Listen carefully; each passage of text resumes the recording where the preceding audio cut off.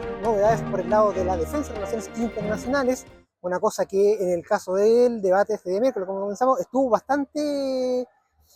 perdido, muy poca referencia, salvo una pregunta específica en el caso de relaciones internacionales respecto a cuál era el personaje principal que admiraban, que por lo menos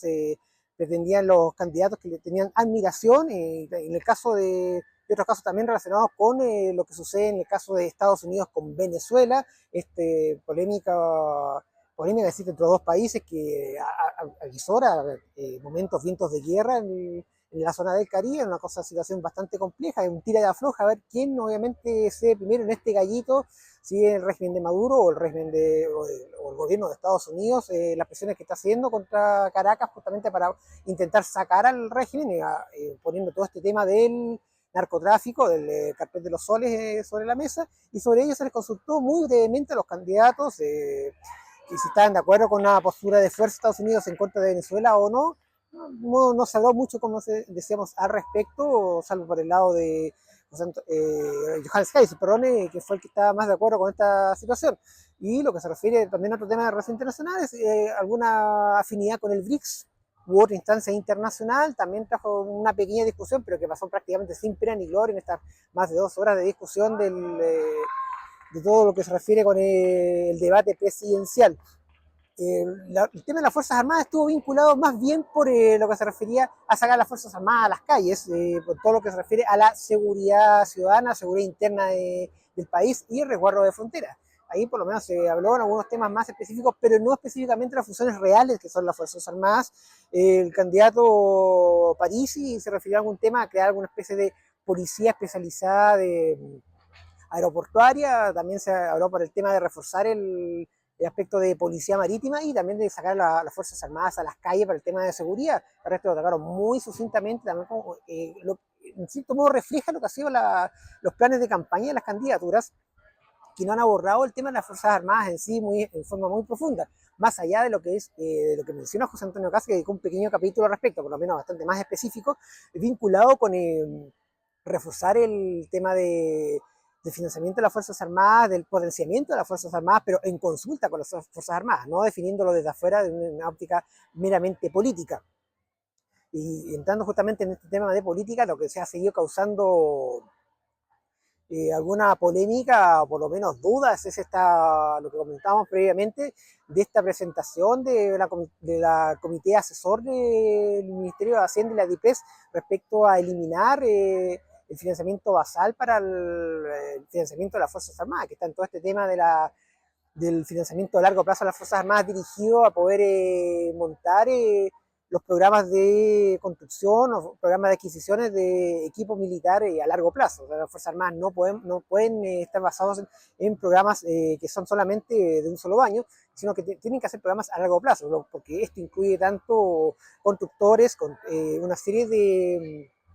empresas que están colaborando con los planes que están sacando adelante las Fuerzas Armadas. Tomemos el caso, por ejemplo, de la construcción que se espera a futuro de la renovación de la Escuadra Nacional por parte de la Armada de Chile. Es un plan a larguísimo plazo que implica no solamente ASMAR, implica no solamente una decisión del gobierno que pueda entregar financiamiento, sino que implica también entrar con una serie de empresas que estarían trabajando con ASMAR al respecto, que estén trabajando con la Armada por otra parte, y también instituciones nacionales ya de otro tipo, también por ejemplo las universidades u otras instituciones que estarían también colaborando en el diseño y el desarrollo del proyecto. Es un tema que implica muchas variables que cortar, obviamente, este tema del financiamiento basal, del apoyo basal a estos temas de financiamiento a largo plazo implicarían graves problemas para las Fuerzas Armadas. Consideremos que las Fuerzas Armadas tendrían que entrar literalmente a pelear cada año a defender el presupuesto que está destinado a estos proyectos a largo plazo, por lo cual obviamente dependerían de los vaivenes políticos, no solamente de distintos gobiernos, sino que dentro de un mismo gobierno, de los vaivenes políticos del momento. Pongamos un ejemplo extremo quizás con lo que sucedió con el 18O posterior obviamente al 18O, y incluyó también en ese momento también lo que sucedió con la pandemia del COVID. Un proyecto a largo plazo de las Fuerzas Armadas ya tendría su financiamiento obviamente asegurado. Sin embargo, los vaivenes políticos y los vaivenes del momento hubieran implicado quizás que el gobierno hubiera estado tentado a sacar de estos proyectos, los recursos necesarios, aplazando estos proyectos de las Fuerzas Armadas, obviamente para poder satisfacer medidas que son del momento, medidas de corto plazo, más allá de que estas medidas de corto plazo sean necesarias, sean justificables, pero implica obviamente la Fuerza Armada desvestir un santo para vestir otro. Eso encarecería enormemente los proyectos por un tema de seguros, por un tema de que las empresas que estarían colaborando en estos proyectos no se sentirían seguras de poder recibir obviamente los pagos correspondientes, o serían pagos a largo plazo que implicarían para estas empresas obviamente costos mucho mayores para poder entregar los medios que están contratados con las instituciones de defensa en este caso. Por lo cual, este tema de eliminar el aporte basal de las Fuerzas Armadas implicaría un riesgo bastante importante para la Armada, para el Ejército, para la Fuerza Aérea en sus proyectos. La Armada que está en sus proyectos más cercanos en este momento con el tema de la renovación de su escuadra y también en un mediano plazo el tema de la renovación de su fuerza submarina, que son proyectos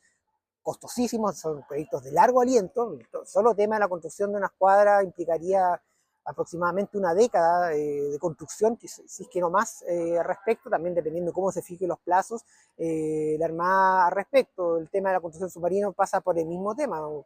Se trata de reemplazar dos submarinos que también, más allá de que la Armada pueda, mediante obviamente sus temas de mantención a nivel local, poder alargar su vida útil, tampoco están en condiciones de poder alargar en exceso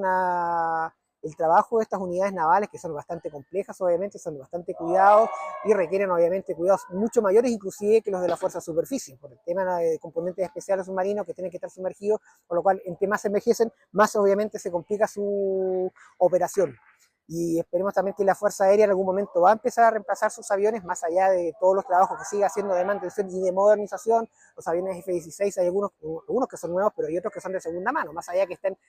constantemente metiendo recursos para poder modernizarlos y para poder mantenerlos, tampoco tienen asegurado una vida útil permanente. La Fuerza Aérea tampoco va a querer arriesgar el personal. Recordemos también lo que ha pasado un poco con las unidades de transporte que requieren una mantención específica, con el tema de los aviones Hércules, que también han estado a la lisa con algunos, obviamente, polémicas con estar en el ojo en lo que se refiere a la mantención de estas unidades, porque el excesivo uso obviamente también los desgasta, y eso implica también riesgo para las tripulaciones, como obviamente lamentablemente sucedió con una tripulación de un avión que se perdió en el estrecho de Drake. Y en el caso del ejército, también en algún momento van a tener que imponer recursos para poder renovar sus fuerzas blindadas, que quizás en este momento son los que requieren una mayor inversión. Los Leopard 2 que están en este momento en el ejército tienen bastante tiempo todavía por delante, pero tampoco son eternos. Tampoco podemos caer en el tema de lo que nos sucedió con los tanques Sherman, que sirvieron por décadas, hasta fines de los años 90 en el ejército de Chile, y unidades que por más que se les metieron recursos, que por más se les modernizó, estaban ya absolutamente desfasadas y eran, para las Fuerzas Armadas chilenas, en una situación, una hipótesis de conflicto, como se manejaron en aquellos momentos, eran un riesgo para nuestras Fuerzas Armadas ante tanques que estaban obviamente mucho más modernos que los que tenía la Fuerza Militar chilena, por lo cual obviamente estos proyectos de largo aliento requieren tener recursos asegurados y no requieren, obviamente, no necesitan estar pasando por los temas de vaivenes políticos, por estar a cada año tratando de convencer a las autoridades de turno para poder asegurar, para poder mantener los recursos y para poder obviamente comprometer que en el futuro se entreguen los nuevos recursos respectivos. Estos planes son de largo aliento, como se dice, se diseñan bajo esa lógica, se diseñan con proveedores internacionales, bajo una carpeta obviamente que las distintas los distintos departamentos de estudio de proyectos de las Fuerzas Armadas, por lo cual no es una cosa que se pueda tomar así a la ligera. Esto obviamente va a traer cola. Esperamos obviamente que las distintas candidaturas presidenciales vayan también haciendo algunas declaraciones al respecto, que no sean temas superficiales, que no sean solamente decir que se van a asegurar los recursos y que no sea solamente con decir que van a sacar militares a las calles para cumplir situaciones de policía interna, de policía de frontera, sino que también para asegurar obviamente el compromiso de su funcionamiento, porque la Armada, en el caso, por ejemplo, tiene tu responsabilidad en la zona económica exclusiva, en el mar territorial, también la proyección hacia la Antártica, como sucede con la FACH, con el resguardo de los cielos, resguardo también hacia la proyección antártica, y el ejército también el resguardo de fronteras, estar en alistamiento con sus unidades también territoriales, y también otras proyecciones, otros ejercicios, también otros compromisos nacionales e internacionales, y también, como las otras dos ramas, también su proyección antártica. Recordemos la base Bernardo O'Higgins, una de las más grandes de nuestro país en el continente blanco, corresponde al ejército su administración, así que también tienen que estar preocupados de eso y también necesitan los recursos correspondientes para poder poder cumplir con todas estas tareas que les ha asignado el Estado en los distintos ámbitos de su acción y también en ámbitos conjuntos que tienen que cumplir en las distintas partes del país y también a veces en el extranjero, con misiones de la ONU, por ejemplo, o ejercicios internacionales, que son los compromisos políticos de nuestro país en resguardo con países vecinos, países amigos y también en zonas amplias de distintas partes del mundo, principalmente en el Asia-Pacífico en nuestro caso, o en Sudamérica, o en Latinoamérica en general. Acá en el centro de Santiago, la otra cara de la moneda para Infogate, el periodista Mario Escalante.